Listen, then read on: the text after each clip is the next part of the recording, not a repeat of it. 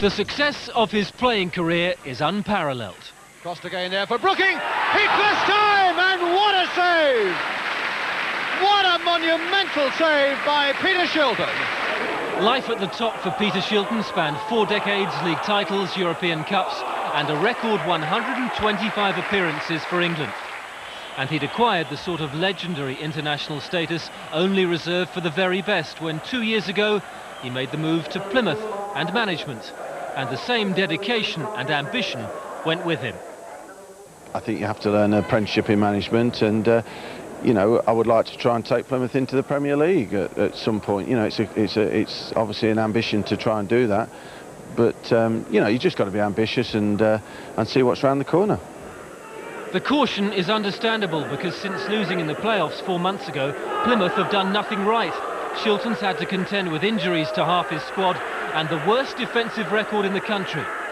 Then there's his chairman, whose impatience for success rivals Birmingham's David Sullivan. And Dan McCauley will tell his manager what he thinks.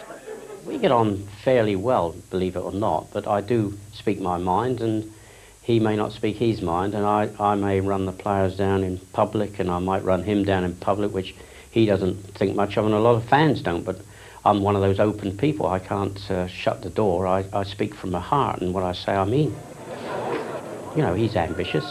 He's made it known that he'd like to be the England manager, and I always say, well, the way he's managing it, he's sure to get it. We're so bad.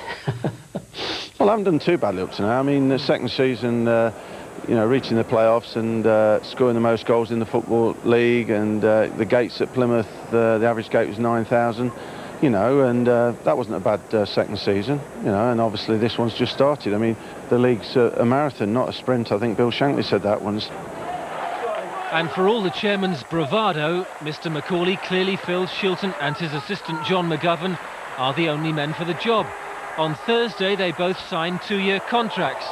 But that bonus didn't remove the sense of insecurity Martin Hodge has been feeling in the Plymouth goal. Get it away from here! The straight talking of the Birmingham owner David Sullivan about their indifferent start had stirred up Barry Fry and his players, and as bravely as Plymouth defended for much of the first half, Paul Harding got behind them to create the opening goal for Dave Regis.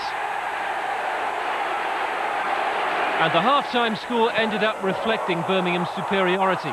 Mark Ward's pass put Steve Claridge away, and this time Danny Wallace dived in to get the decisive touch.